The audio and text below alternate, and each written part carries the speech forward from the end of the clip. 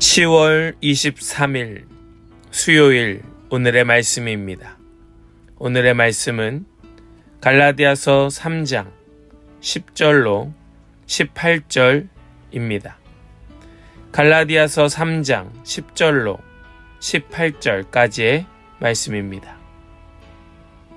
율법의 행위에 근거하여 살려고 하는 사람은 누구나 다 저주 아래에 있습니다. 기록된 바 율법책에 기록된 모든 것을 계속하여 행하지 않는 사람은 다 저주 아래에 있다 하였습니다. 하나님 앞에서는 율법으로는 아무도 의롭게 되지 못한다는 것이 명백합니다. 의인은 믿음으로 살 것이다 하였기 때문입니다. 그러나 율법은 믿음에서 생긴 것이 아닙니다. 오히려 율법의 일을 행하는 사람은 그 일로 살 것이다 하였습니다. 그리스도께서 우리를 위하여 저주를 받은 사람이 되심으로써 우리를 율법의 저주에서 속량해 주셨습니다. 기록된 바 나무에 달린 자는 모두 저주를 받은 것이다 하였기 때문입니다. 그것은 아브라함에게 내리신 복을 그리스도 예수 안에서 이방 사람에게 미치게 하시고 우리로 하여금 믿음으로 말미암아 약속하신 성령을 받게 하시려는 것입니다. 형제 자매 여러분, 나는 사람의 관례를 예로 들어서 말하겠습니다. 어떤 사람이 적법하게 유언을 작성해 놓으면 아무도 그것을 무효로 하거나 거기에다가 어떤 것을 덧붙일 수 없습니다. 그런데 하나님께서는 아브라함과 그 후손에게 약속을 말씀하실 때에 마치 여러 사람을 가리키는 것처럼 후손들에게라고 말씀하시지 않고 단 한 사람을 가리키는 뜻으로 너의 후손에게라고 말씀하셨습니다. 그 한 사람은 곧 그리스도이십니다. 내가 말하려는 것은 이것입니다. 하나님께서 이미 맺으신 언약을 430년 뒤에 생긴 율법이 이를 무효로 하여 그 약속을 폐하지 못합니다. 그 유업이 율법에서 난 것이면 그것은 절대로 약속에서 난 것이 아닙니다. 그러나 하나님께서는 약속을 통하여 아브라함에게 유업을 거저 주셨습니다. 아멘. 살아계신 하나님의 말씀입니다. 아멘.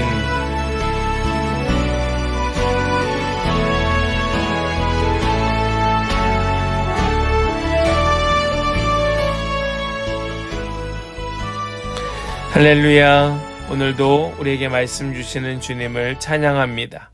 오직 주님만 영광 받으시기를 간절히 소망합니다. 오늘 말씀 속에서 사도 바울은 구약의 말씀을 인용하여 복음의 핵심이 무엇인지를 이야기합니다. 이 복음이라고 하는 것을 우리는 가끔 구약과 신약이 다르다라고 생각하는 분이 계십니다. 그래서 복음은 진짜 복음은 신약의 말씀이고 그 중에서도 복음서의 말씀이 진짜 복음이지. 이런 좀 잘못된 신앙을 가지고 신약에 있는 특별히 복음서에 있는 예수님의 말씀을 중심으로 성경을 열심히 읽는 그런 분들이 계십니다. 그러나 그것은 좀 잘못된 신앙의 모습이지요. 그러면 올바른 신앙의 모습, 올바른 복음은 무엇일까? 우리는 어렵지 않게 정말 이것이 하나님의 말씀이라면, 그리고 하나님께서 어제와 오늘이 동일하신 분이라는 걸 믿는다면 구약의 말씀도 또 신약의 말씀도 같은 복음을 이야기하고 있다.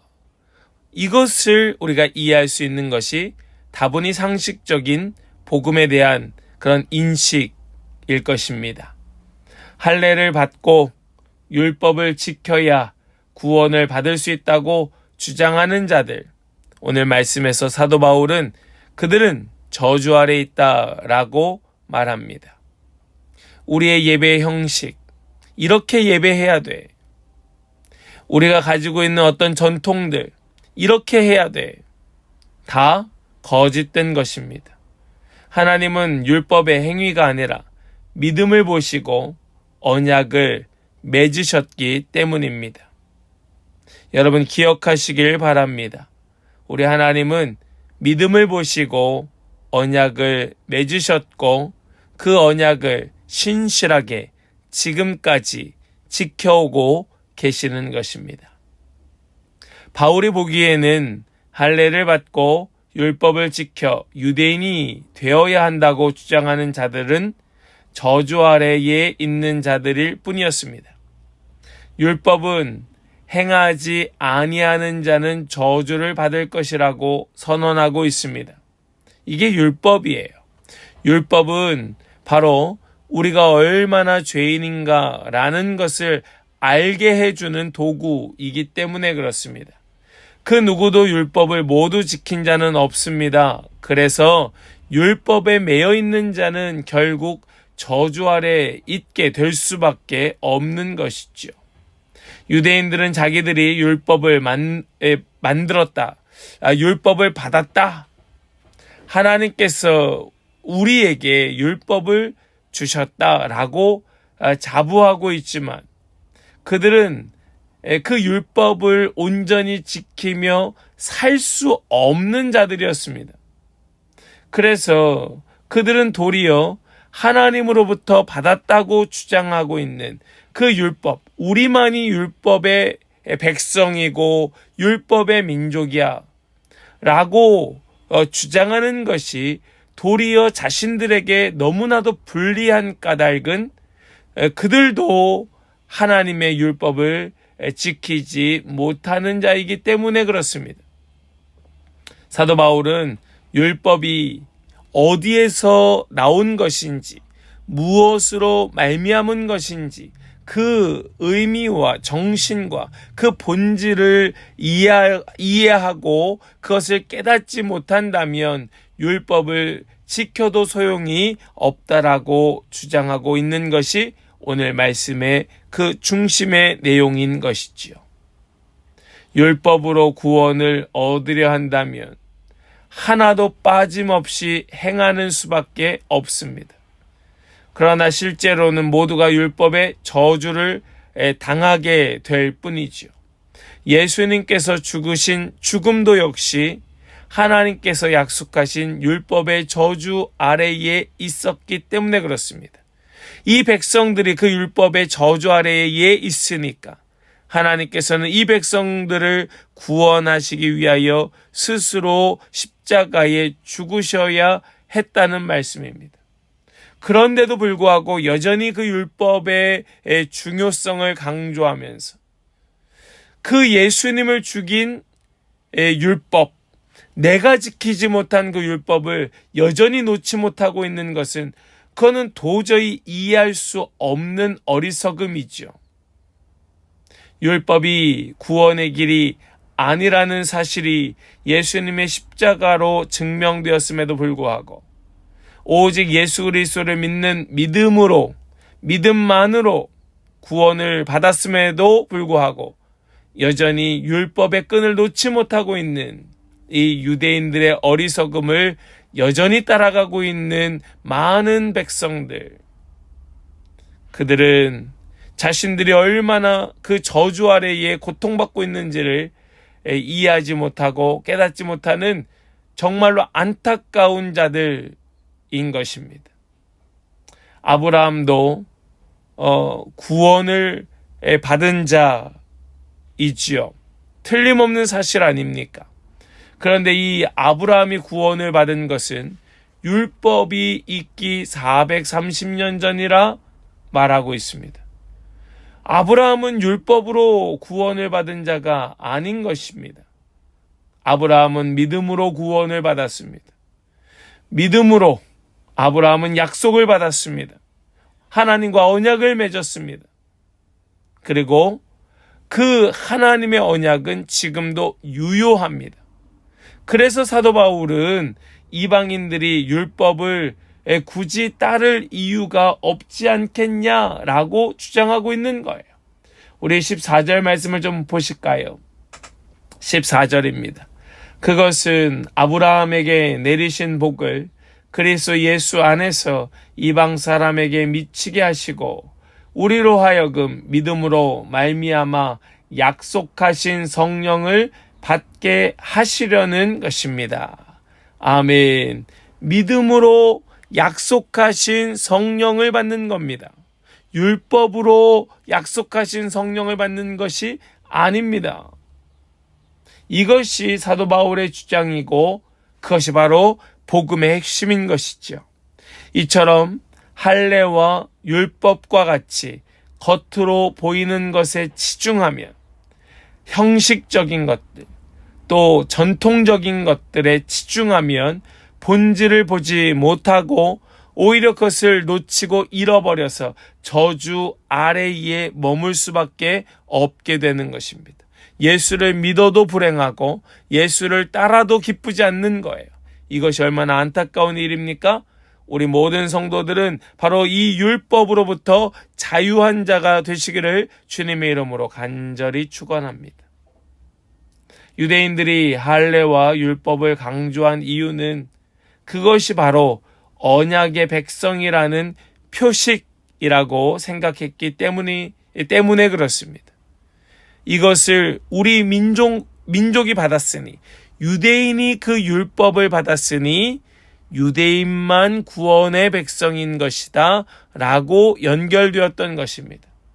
할례를 받지 않은 자는 아브라함의 자손이 될 수 없고 율법을 지키지 않으면 이스라엘 백성이 될 수 없으니 이스라엘 백성들만 언약의 백성이고 바로 이스라엘 유대인들만 구원의 백성이다. 이렇게 그들은 이해하고 있는 것이죠. 무려 지금까지 말입니다. 그런데 지금도 많은 그리스도인들이 많은 구원의 백성이라 그렇게 자부하는 사람들이 이 유대인들을 보면서 이스라엘 백성들을 보면서 마치 그들이 구원의 약속의 백성인 것처럼 언약의 백성이 바로 그들인 것처럼 말하거나 생각하는 사람들이 있습니다. 이것은 너무나도 위험한 생각입니다. 잘못된 생각이에요. 지금 민족적으로 유대인들은 구원과 아무런 상관없는 것이에요. 만약에 그 백성들이 구원의 백성이고 언약의 백성이라고 생각한다면 구원은 나와 관계없는 것이 되고 마는 거예요. 이제는 그 율법에 얽매일 필요가 없는 그런 복음의 시대임에도 불구하고 그런 위험한 생각을 하는 자들이 여전히 있다는 것이죠. 복음을 몰라서 그렇고 여전히 저주 아래에 있기 때문에 그렇습니다. 우리는 이 복음이 무엇인지를 바르게 알아야 할 것입니다. 복음이 무엇인지를 바르게 깨달아야 할 것입니다. 오늘 말씀 속에 16절 말씀을 좀 보시면 이렇게 말씀하죠.